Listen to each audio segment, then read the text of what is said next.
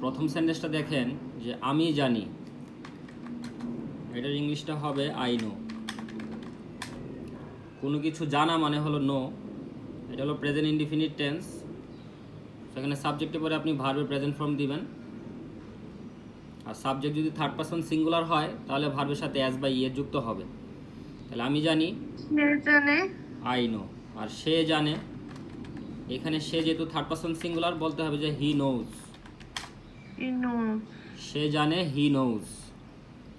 যখন আপনি নেগেটিভ করবেন তখন সাবজেক্ট অনুযায়ী অক্সিলারি ভার্ব হবে। প্রেজেন্ট টেন্সে ডু ডাজ, পাস্ট টেন্সে ডিড, ফিউচারে উইল। এইগুলোর সাথে আপনার নট ইউজ করতে হবে। যেমন তারা জানে না, এটা প্রেজেন্ট ইনডিফিনিট টেন্স, বলতে হবে they don't know. They don't know. তারা জানে না, দে ডোন্ট নো। হ্যাঁ, এটাই লিখছি আমি। এখন দেখেন, এই নো মানে জানা, আর এটার পাস্ট ফর্ম হলো নিউ, মানে জেনেছিলাম বা জানতাম। যখন আপনি পাস্ট টেন্সে কথা বলবেন তখন ওই ভার্বের শুধু পাস্ট ফর্ম ইউজ করবেন, আর এটার পাস্ট পার্টিসিপাল ফর্ম হলো নোন। তো আমাদের এখানে যে সেন্টেন্সটা আছে যে আমরা জানতাম, এটাকে আমরা অনেকভাবেই ট্রান্সলেট করতে পারি। তিনটা ওয়ে আপনাকে দেখাবো। যেহেতু এখানে বাংলা বাক্যের শেষে ল বা ম দেখতেছেন, সো এটাকে আপনার পাস্ট টেন্স ধরতে হবে। এবং পাস্ট টেন্সে আমরা জানি যে সাবজেক্টের পরে ভার্বের পাস্ট ফর্ম হয়। মানে আপনি একভাবে করতে পারেন যে আই নিউ, আমি জানতাম। আবার আপনি এখানে মডেলের ইউজ করতে পারেন যে আই উড নো, এটা বললেও হবে। আবার যদি আপনি এখানে ইউজ টু দিয়ে সেন্টেন্স তৈরি করেন তাহলেও হবে যে আই ইউজ টু নো।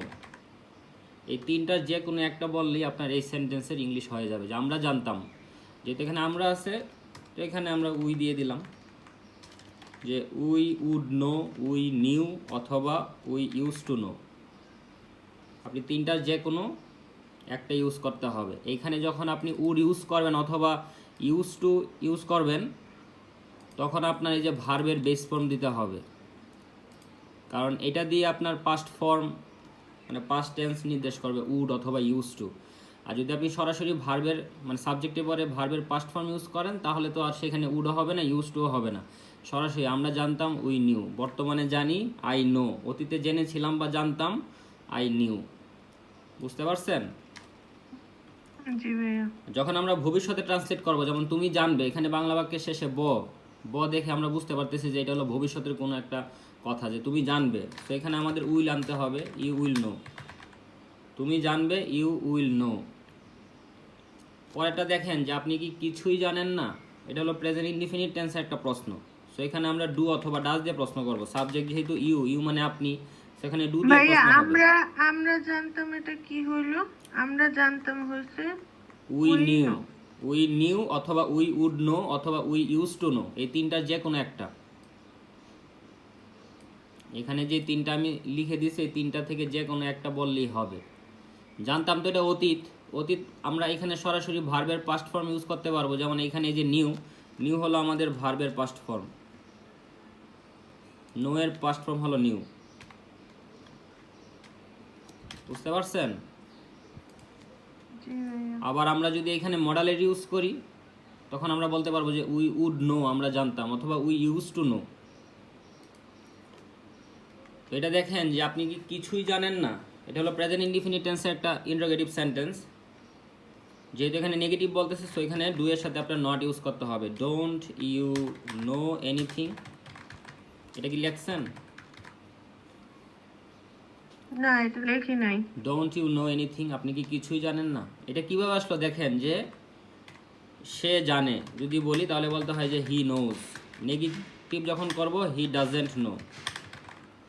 সেমভাবে আমার এখানে সাবজেক্ট যদি হয় ইউ, বলতে হয় যে ইউ নো, তুমি জানো। এটাকে নেগেটিভ করব, ইউ ডোন্ট নো। প্রশ্ন করব, ডু ইউ নো। আবার নেগেটিভ প্রশ্ন করব, don't you know. Don't you know, তাহলে এইভাবেই তুমি কি কিন্তু এই জানো? এই সেন্টেন্সটা আসছে যে আপনি কি কিছুই জানেন না, ডোন্ট ইউ নো এনিথিং। এখানে যদি আমাদের সাবজেক্ট যদি থার্ড পারসন সিঙ্গুলার হতো, তখন এখানে ডু এর জায়গায় আমরা ডাজ ইউজ করতাম, যে ডাজেন্ট হি নো এনিথিং। বাকি সব কিছু কিন্তু সেম থাকবে। দেখেন শুধু এখানে এই যে ইউ এর জন্য ডু নট হলো, আর এখানে এই যে হি এর জন্য ডাজেন্ট হলো। মানে আমার সাবজেক্ট অনুযায়ী অক্সিলারি ভার্বটা ইউজ করতে হবে। এর জন্য আচ্ছা ভাইয়া, তাহলে ফাদার জানে না, আমি লিখছি ফাদার ডোন্ট নোস। ফাদার জানে না, তো সেটা এখানে নাই, এখানে আছে জানতো না। বাবা জানে। জানতো না আছে।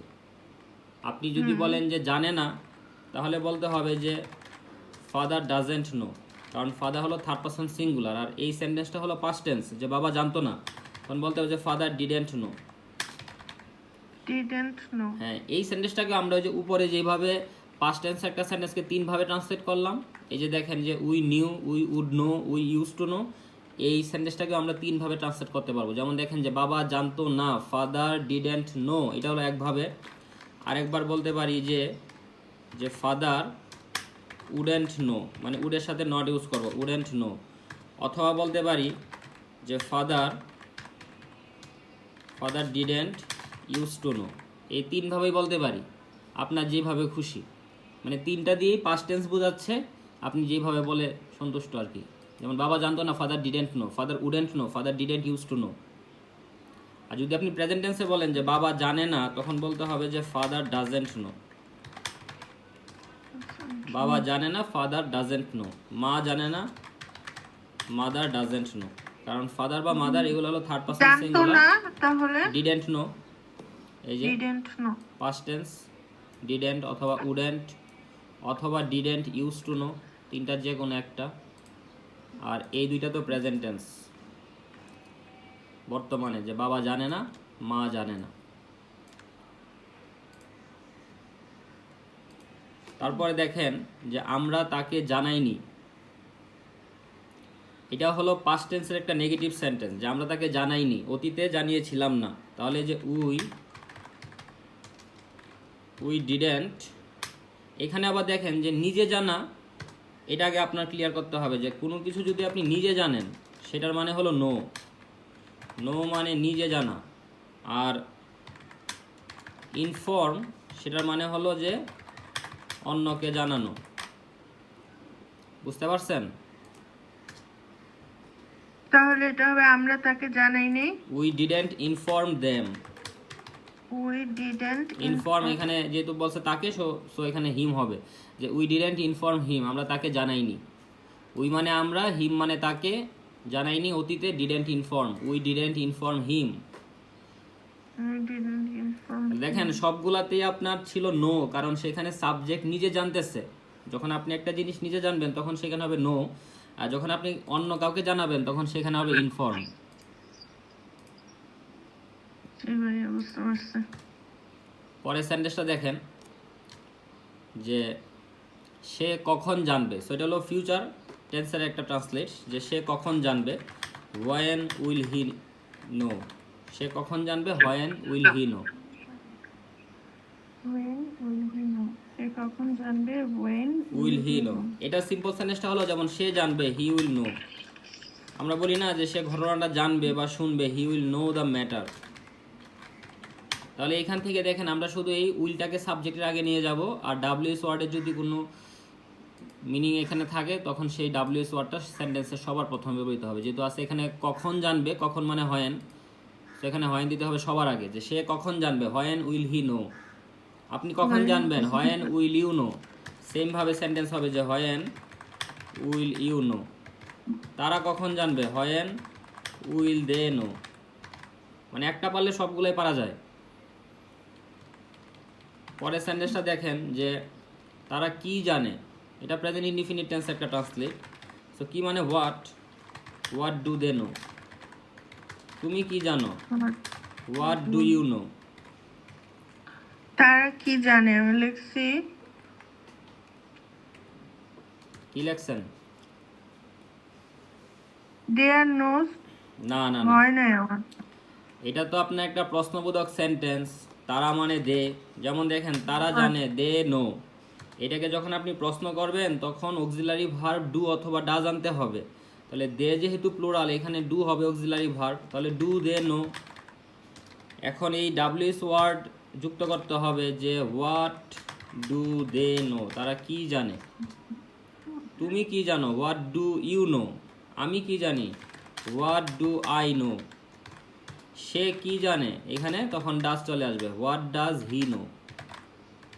এই তো এইভাবে আমাদের সেন্টেন্সগুলো হবে। জানে না, আমি লিখছি এনিওয়ান ডোন্ট নো। এই সেন্টেন্সটা আপনি দুইভাবে ট্রান্সলেট করতে পারবেন। যদি এনিওয়ান দেন তাহলে হবে একভাবে, যদি আপনি নোবডি দেন অথবা নো ওয়ান দেন তাহলে হবে একভাবে। দেখেন এনিওয়ানটা হলো পজিটিভ বা আপনার অ্যাফার্মেটিভ, সো এখানে অক্সিলারি ভার্বের সাথে নট ইউজ করতে হবে। এবং এই এনিওয়ান, নো ওয়ান, নোবডি, তারপরে সামবডি, সামওয়ান, এভরিওয়ান, এগুলা সবগুলাকেই থার্ড পারসন সিঙ্গুলার ধরতে হয়। সেই কারণে আমার এখানে অক্সিলারি ভার্বটা হবে ডাজ। যেমন কেউ জানে না, এনিওয়ান ডাজেন্ট নো, হয় এটা বলবেন, না হলে যেহেতু নোবডি অথবা নো ওয়ান যদি আমরা ইউজ করি, নো মানি নেগেটিভ, সো এখানে অক্সিলারি ভার্বের আর প্রয়োজন হয় না। এই নোবডি বা নো ওয়ানটা যেহেতু থার্ড পারসন সিঙ্গুলার, সেহেতু শুধু এই অক্সিলারি ভার্বের সাথে আমরা এস যুক্ত করে দিব, যে nobody knows, no one knows, কেউ জানে না। মানে সংক্ষেপে এভাবে লেখা যায়, নো ওয়ান নোস। হ্যাঁ, নো ওয়ান নোজ অথবা নোবডি নোজ, সংক্ষেপে না, এইটাই। এই যে কেউ জানে না, এটার ইংলিশটা এইটাই, এখানে সংক্ষেপের কিছু নাই। আপনি এনিওয়ান দিয়ে বললে এখানে ডু বা ডাজ ইউজ করতে হবে, যেহেতু anyone third person singular, does use করব। আর নোবডি এটার মধ্যেই তো নেগেটিভ কথা বলতেছে, সো এখানে আর আপনার ওই অক্সিলারি ভার্বের সাথে নট ইউজ করার প্রয়োজন নেই। বুঝাইতে পারছি? জি ভাইয়া।